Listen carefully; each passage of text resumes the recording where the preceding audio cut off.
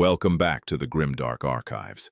There is a Primarch who has walked beneath the canopy of a death world's endless forest, who has slain beasts that would break the minds of lesser men before he ever learned to speak a human tongue. There is a Primarch who conquered a world not through charisma or rhetoric, but through the cold, unyielding calculus of the total war.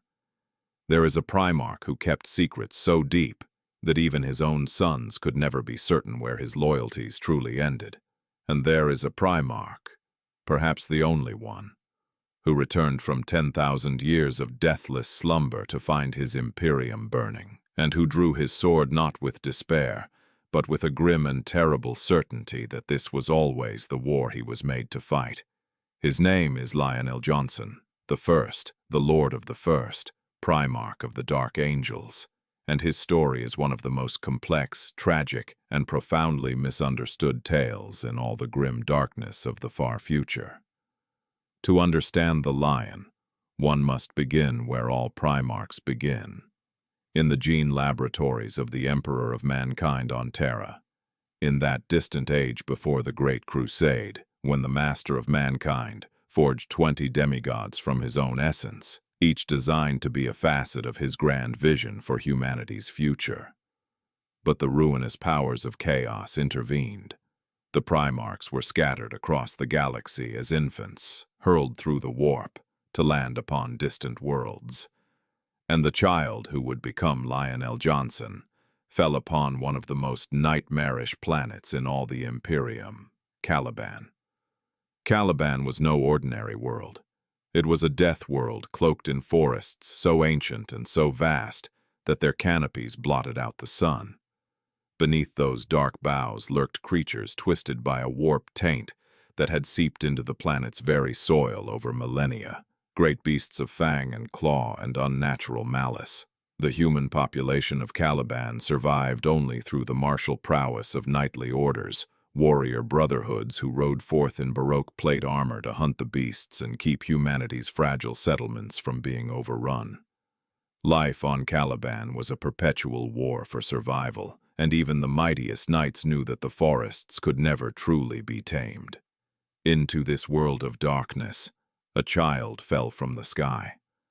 The infant Primarch was found not by knights, not by settlers, but by a hunting party of the Order, the greatest of Caliban's knightly brotherhoods. He was discovered alone, impossibly alive, in the deepest reaches of the forest, where no human child could possibly survive. Already, even at so young an age, the signs of his transhuman nature were unmistakable. He had survived where survival was impossible. The great beasts of the forest had not touched him, or perhaps more accurately, those that had tried had not survived the attempt. He was brought before Luther, a senior knight of the Order and one of its most respected warriors. Luther was a man of great ability, a leader and a fighter of considerable renown, and it was Luther who named the wild child. He called him Lionel Johnson, the Lion, the son of the forest, drawing upon an old Calibanite linguistic tradition. And it was Luther who took it upon himself to raise this feral, mute, and deeply dangerous child, to teach him language, culture, strategy, and the ways of knightly conduct. But let there be no illusion about what Luther found. The Lion was not a grateful orphan. He was not a warm child who blossomed under gentle care. He was something forged in absolute darkness, a being who had survived the most lethal environment imaginable, through instinct, violence, and an intellect that operated on a level no human could truly comprehend. The Lion learned to speak.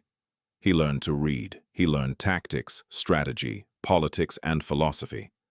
And he learned all of it with a speed that left even Luther shaken. Within a handful of years, the feral child of the forest had surpassed every knight on Caliban in both martial skill and strategic acumen. What followed was the Lion's systematic conquest of Caliban itself. Not its human kingdoms, though that would come, but its wilderness.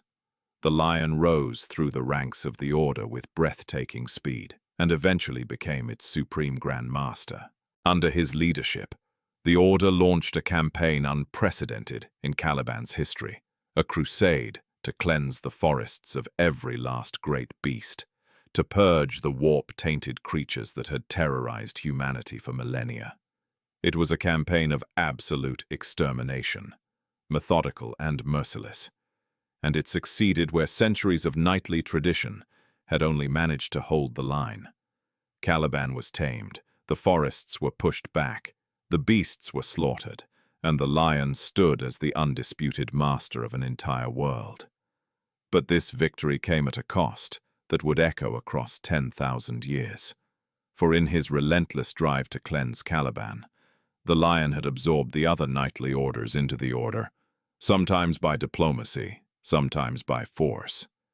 He had bent an entire world to his will through the sheer gravitational pull of his superiority. And he had done so while keeping his own counsel, trusting no one fully, sharing his true thoughts with no one, not even Luther, the man who had raised him from a beast to a king. This was the fundamental nature of the lion. He was in many ways the most militarily gifted of all the Primarchs. His grasp of strategy was intuitive and devastating. He could read a battlefield the way a poet reads verse, seeing patterns, rhythms, and possibilities that eluded even his brothers. But he was also, perhaps more than any other Primarch, utterly alone inside his own mind. The forests of Caliban had raised him first, before Luther, before the Order, before language itself, and those forests had taught him that the universe was a dark and predatory place, where the only reliable ally was oneself. Then the Emperor came. The arrival of the Imperium of Man on Caliban was a moment of revelation and reunion. The Emperor descended to the world he had lost his son to, and the lion knelt before his father. Accounts differ on the emotional tenor of this meeting. Some say the lion recognized the Emperor instantly, felt the resonance of shared blood and purpose. Others suggest the lion knelt, not out of love but out of recognition, the recognition of a predator encountering something greater than itself for the first time. Whatever the truth, the lion was given command of the first legion of the Adeptus Astartes, the legion that had been created from his own gene seed, and had fought as the Emperor's dark angels of death since the earliest days of the Great Crusade. He named them the Dark Angels, and he took to the stars. But even here, the lion's nature shaped events in ways that would prove fateful. Luther was not chosen to accompany the lion on the Great Crusade in full. Oh, he was elevated, given augmentation, granted authority, but he was sent back to Caliban, sent home, made the garrison commander and regent of their homeworld while the lion and the bulk of the Dark Angels waged war among the stars. The official reason was that Caliban needed a strong hand to oversee recruitment and supply. The practical reality, as Luther saw it, was that he had been set aside, cast into shadow by the very being he had rescued from the darkness. This wound, this perceived betrayal, would fester for decades, and the ruinous powers, ever patient, ever watching, would find in Luther's resentment a crack through which to pour their poison. During the Great Crusade, the lion proved himself one of the most formidable war leaders the galaxy had ever seen. His campaigns were characterized by an almost preternatural strategic brilliance, a willingness to employ any tactic necessary, and a deep understanding of the esoteric and the forbidden. The Dark Angels were not merely conquerors, they were the Emperor's executioners, the legion trusted with the most dangerous and most secret missions. They wielded weapons that other legions were not permitted to know existed. They fought wars that were stricken from imperial records before the ink was dry. The lion's relationship with his brother Primarchs was complex and often fraught. He was not naturally sociable. He did not cultivate alliances through warmth or brotherhood the way Horus did, nor did he inspire through sheer presence like Sanguinius. The lion commanded respect through competence, and he expected the same from others. His closest relationships among his brothers were paradoxically defined by rivalry. His bond with Leman Russ of the Space Wolves was legendary. a rivalry so fierce that it erupted into actual combat on at least one occasion, when the two Primarchs fought to a standstill over a matter of honor, with the Lion finally felling Russ with a blow, only for Russ to begin laughing at the absurdity of it all. The Lion, who did not understand the joke, stood in bewildered silence, and in that moment, the gulf between the Lion and the rest of humanity was laid bare. He could not comprehend laughter in the aftermath of violence. He could only comprehend the violence itself. Yet this same nature made him invaluable. The Lion was one of the few Primarchs the Emperor trusted, with knowledge of chaos itself, with the understanding of what the warp truly was and what it could do. The Dark Angels had fought the horrors of old night. They had confronted warp-tainted terrors since before the other legions were fully formed, and the Lion had proven, time and again, that he could face the darkness without being consumed by it. Though the question of whether he was tempted by it, whether the shadows of Caliban's forests had left a mark on his soul, was one that would haunt his legacy for millennia. And then came the Horus Heresy. The galaxy burned when Horus, the War Master, turned against the Emperor and plunged the Imperium into civil war. The Lion's response was characteristically complex. He did not immediately rush to Terra's defense. He did not immediately declare for one side or the other in a grand, public fashion. Instead, the Lion fought his own war, a shadow campaign against the traitor forces that was strategically brilliant but politically damning. The Lion led the Dark Angels on a devastating campaign through the traitor-held systems, destroying supply lines, annihilating reinforcements, and securing weapons of terrible power from the Forge world of Diamat. Weapons that, had they fallen into Horus's hands, could have altered the course of the entire heresy. He fought Conrad Kurz, the Night Haunter, Primarch of the Night Lords, in a bitter and deeply personal conflict that saw Kurz actually infiltrate the Dark Angel's own flagship and terrorize the Legion from within. The Lion eventually bested Kurz in combat, but the Night Haunter's madness and his cryptic prophecies left scars that went beyond the physical. But for all his strategic accomplishments, the Lion was not at the siege of Terra. He was not there when Sanguinius fell. He was not there when the Emperor was broken upon the Golden Throne. And this absence, whether it was the result of warp storms, strategic necessity, or something more deliberate, became the original sin of the Dark Angel's legacy. The question was whispered in the halls of the Imperium for 10,000 years. Where was the Lion when the Emperor needed him most? The truth, as far as it can be reconstructed, is that the Lion was racing to Terra as fast as the warp would allow, and that his campaigns against the traitors had genuinely crippled Horus's ability to reinforce the siege. But the Lion arrived too late. The heresy was over. The Emperor was interred upon the Golden Throne, and the Imperium that remained was a shattered, bleeding thing, held together by grief and stubbornness. The Lion returned to Caliban expecting to resupply, to regroup, to begin the long process of reconstruction. What he found instead was betrayal. Luther had fallen. During the long decades of the Lion's absence, the ruinous powers had worked upon Luther's resentment, his sense of abandonment, his wounded pride. Luther had turned against the Lion, and he had brought a significant portion of the Dark Angel's garrison with him. When the Lion's fleet entered orbit over Caliban, they were met not with celebration but with weapons fire. Caliban's orbital defenses, manned by the Lion's own sons, opened fire on his ships. The Lion was stunned. Of all the horrors he had faced, the beasts of Caliban, the traitor legions, the madness of Conrad Kurz, this was the one thing he had never truly prepared for. Betrayal from within, betrayal from the very soul of his legion, betrayal from Luther. What followed was the destruction of Caliban itself. The Lion descended to the surface to confront Luther personally, and their battle was apocalyptic. Two beings of immense power, one a Primarch, the other augmented by the dark blessings of chaos, fought amidst the crumbling towers of the Order's ancient fortress monastery. The clash was titanic, and the planet itself could not endure it. Caliban shattered. The world was torn apart by the combined fury of their conflict and the unleashing of the warp energies that had always lurked beneath its surface. In the end, the lion struck Luther down, but Luther, in a moment of clarity, in a moment when the chaos-fueled madness receded just long enough for the man to see what he had done, wept.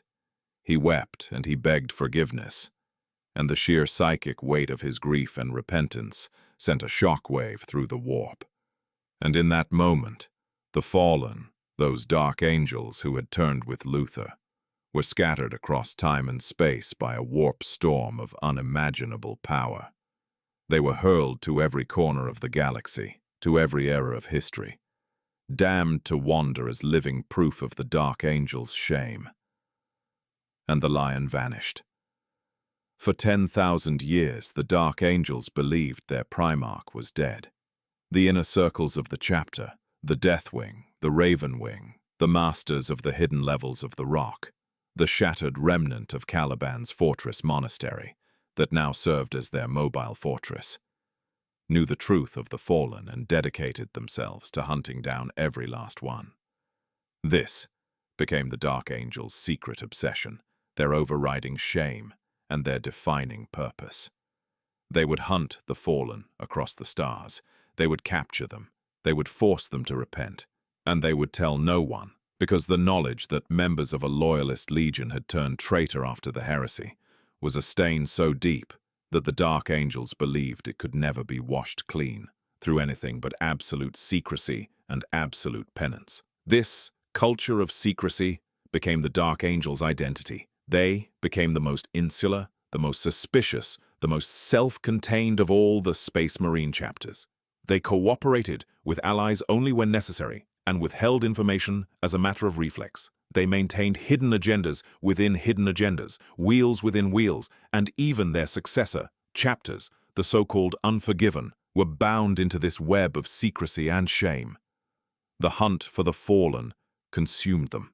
It defined every strategic decision, every alliance, every betrayal of trust they perpetrated against supposed allies when the trail of a fallen angel crossed their path.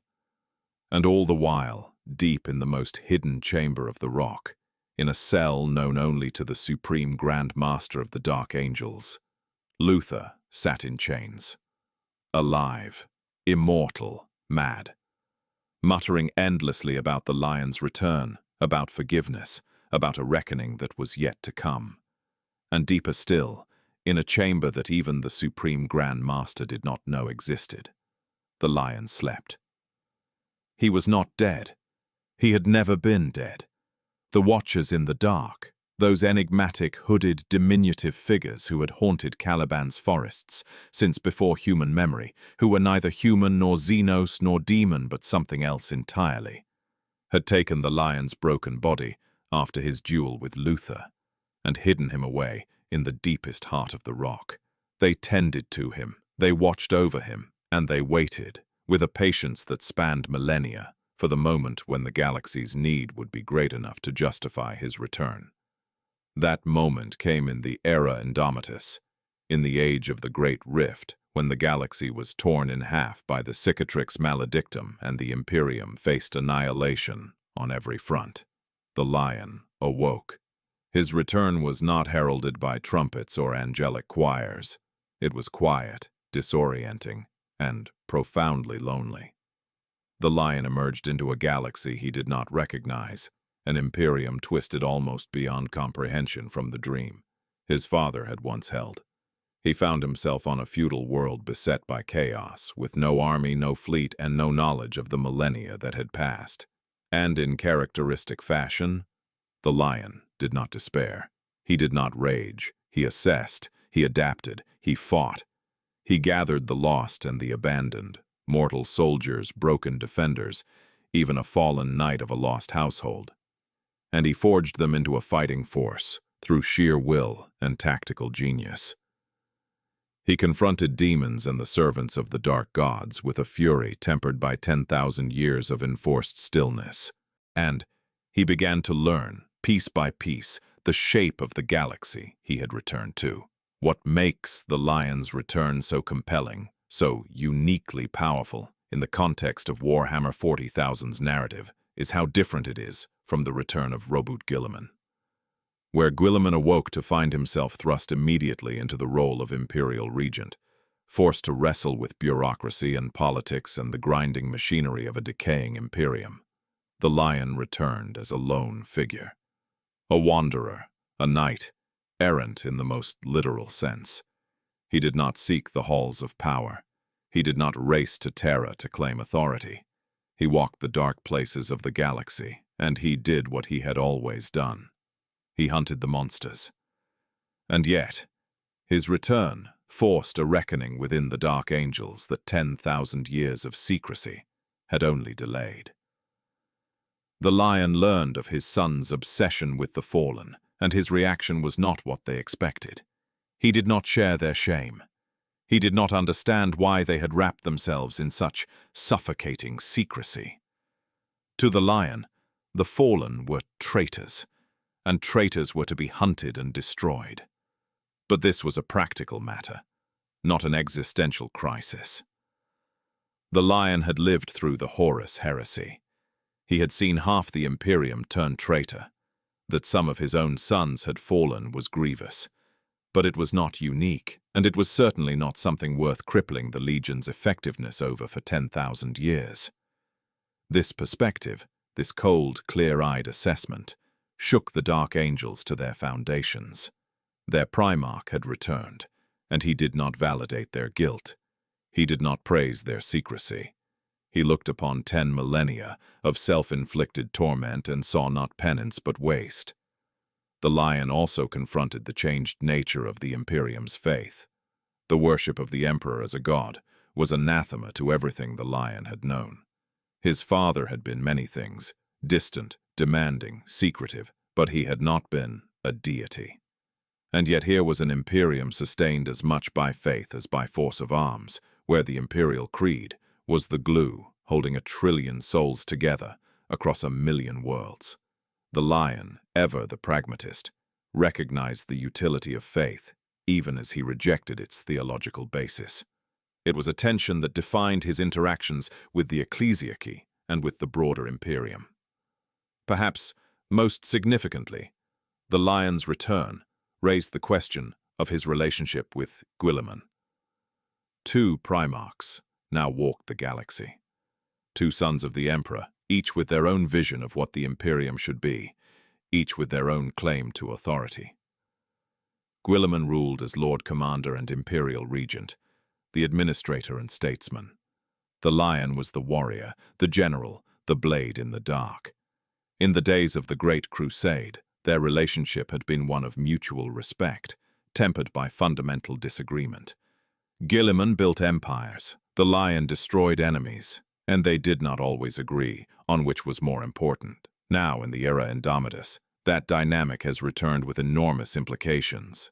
The Lion has not challenged Guilliman's authority directly, but his very existence represents an alternative, a reminder that the Imperium was not built by bureaucrats alone, that there was a time when the Emperor's vision was carried forward by the edge of a sword, rather than the stroke of a pen. Whether the 2 Primarchs will find common cause or whether their fundamental differences will drive them into conflict is one of the great unanswered questions of the current Warhammer 40,000 narrative. And what of the Lion himself? What kind of being is he truly now that 10,000 years have passed and he walks a galaxy that has moved on without him? He is what he has always been, a creature of the forest, a predator, a being of supreme intellect and supreme isolation.